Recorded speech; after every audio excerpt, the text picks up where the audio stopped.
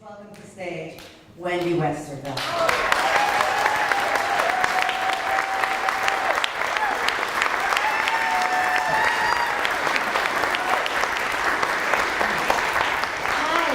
Hi, everybody. Hi. Oh, you can talk to me. It's okay. I'm really glad to see you. You know, usually I'm not supposed to break character during shows, and I try not to really bad. But I don't get to talk to people, so this is really great. How's everybody? Okay, so I'm 65 years old, and this has been the absolute, my 65th year I really think it has been the best year I've ever had. I'm not absolutely positive because I'm 65 and I don't remember that much. But I think it's been the best. And I'm very happy and very content and feeling great. So anyway, I said to Donald, I've got my new show. I'm writing it. You know, if you want me to do it, I'll do it. And he was gracious and fabulous. He says, well, it's time. And the name of my new show is called Medicare-fully Fabulous. Because I was without Medicare and health insurance because I didn't plan for the future. I was too busy eating. And so I finally had my Medicare card, which to most people is not that big of a deal, but for me, it's better than an orgasm in the 70s. I'm serious. So I got that, and I thought, well, you know, I'm just going to talk about what happened from the time I was 55 till now. So now I'm 65. And I started writing, and it's just pouring out, and my dear friend Rita Parrish is writing it with me. She's helping me. I just come to her house every Wednesday, bring an inordinate amount of Diet Cola with me, and I just spill. And she writes. And it's wonderful. So what the premise is when I was 55, I weighed 267 pounds. I know, gasp. Because it wasn't just that I liked food, there was other things involved, right? So that was progressive, And I worked for the friendliest store in town, which shall remain nameless, New Seasons. And I was a demo manager. My job was to prepare food and give it to people, and they were all eating like they were going to the chair, and I thought I should do it as well. And I was very stressed out, you know, so one day, as I was walking from the kitchen, I fell and slipped, and the ham and potato salad flew out of my hands, and I busted both my knees, my patellas. I know. And I don't mean just cracked, I mean smithereened, right? Just like smashed, like one of those snowball balls, right? So I wound up in the hospital. Long story short, I just think it's a very funny show, I swear to God. Don't feel sorry for me, because I'm very happy and I can walk and everything. Thank God. So anyway, long story short, I'm in Providence Hospital, and I'm laying in the what is that place where you're almost dead? It's intensive. Yeah. So after the two operations, Dr. Irvin, so in the middle of the night, all of a sudden everyone's buzzing around me. Now, if you all know me, you know I love attention, but this was ridiculous. So they took me down there, and they said I had an embolism in my lungs, and my diabetes was like 360, and all this stuff was going on. So they called my husband and my two best friends to say either goodbye to me or find out what the hell's going on.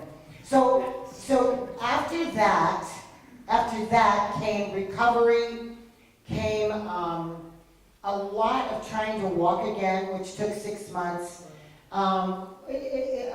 You know, I joined an anonymous program that has saved my life, and but all of this struggling, I always find an enormous amount of humor in it. I mean, there's almost humor in everything. At least that's how I've survived.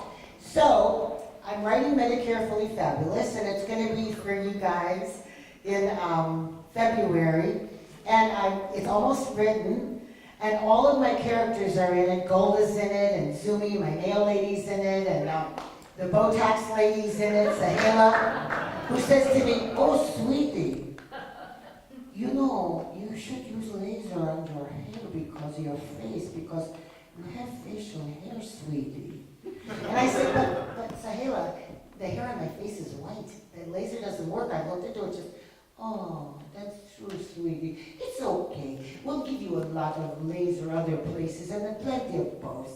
You might be fine. So she's in it, and my dentist, who calls everyone dude, and I got him because he had small hands, he could just crawl right in there. Anyway, it's all my characters. So I will read to you, if you want me to, I'll read to you the very first part. So, okay? So, you guys are so sweet.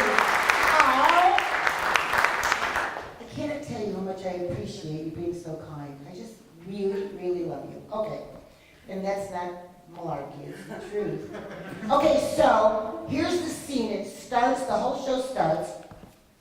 I'm laying in a hospital bed, right? And I'm dying. And I mean, that's not exaggeration, because usually when I see an outfit, I go, oh, I'm dying, but it's not the same kind of dying.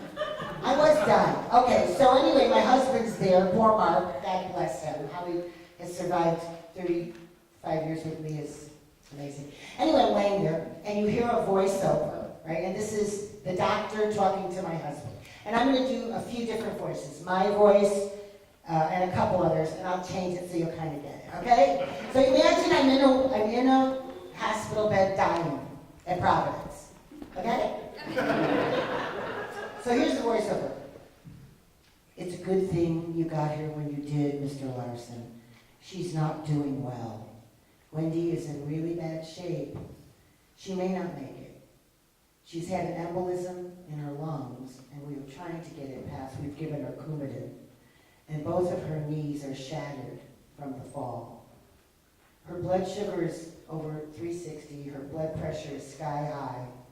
She has a condition in her thighs called meralgia paresthetica. Her back teeth are extremely loose from diabetes. But the worst of it is she's having a really bad hair day. And then you hear me in delirium. Feria, I need Feria. Number 360, send someone to Walgreens. My roots, my roots. And then the doctor says, Mark, does that mean anything to you? And then you hear a beautiful voice and the sound of angels. And the angel said, hi, Wendy, it's me, your guardian angel, Tiffany. I'm blonde. Well, I'm Jewish. We don't have angels. Also, even if I did have an angel, she would not be named Tiffany. That's okay.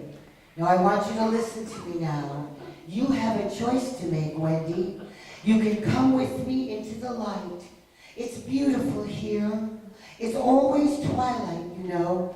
Your best friend Rick Young said, everyone looks very beautiful in the twilight. And guess where I am? I'm standing in front of the bread pudding. Does it have caramel sauce? Yes. Are you in Las Vegas at the Golden Nugget Buffet? Yes. Are you in heaven? Yes. Are there any calories in the pudding? No. I'll be right there. Well, that's your choice. But if you decide to stay alive, you're going to have to talk to God. This is God. WW, you need to think long and hard if you want to stay alive. Because if you do, you're going to have to change. Is this Barry White? Luther Vandross? Morgan Friedman? Isaac Hayes? Wait, I'm Jewish. George Burns? No, Wendy, this is God. Now listen to me. You're going to make some serious changes. If you're not ready to walk into the white light, you're going to have to think about it. You've got to deal with what kind of changes, God? Wendy, do not interrupt God. Well, I'll my friends, I drive them nuts. Yes, I know. Right, you're omnipotent. I'm sorry, I'm interrupting. Go ahead, God. Go. I'm listening. I'll shut up. I swear to God I won't. I won't. I'll shut up. As I was saying, WW, if you want to live, you cannot stay the hideous, pain in the ass, addicted mess you are. You have to be a nicer person. You have to deal with your rage, jealousy, and desperate need for attention. And you must get rid of your resentments.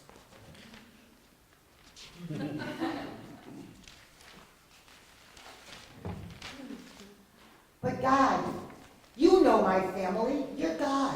In my family, a good resentment just propels you through the day. Wendy, continuing on. Cheeseburgers are out. Oh my God. Are you sure? Is there any room at all for negotiation? I'm just getting started. No more eating when you're sad, when you're happy, when you're nervous, content, vicious, bored, elated, enjoying a Jewish holiday, jubilant about Christmas, Easter, or any festival or gathering where ethnic food is served, up to and including Kwanzaa. No excuses. Are you trying to kill me? You're making this very difficult. Even if there's a death, birth, divorce, civil union, or the GOP explodes, you must never eat food again if you make the decision to live.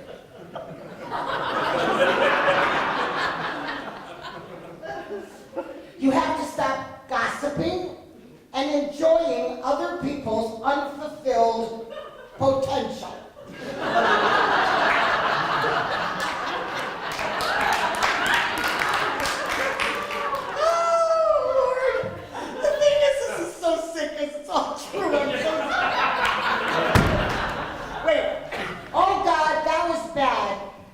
Oh, and he says, and no more chasing your husband Mark around with a knife.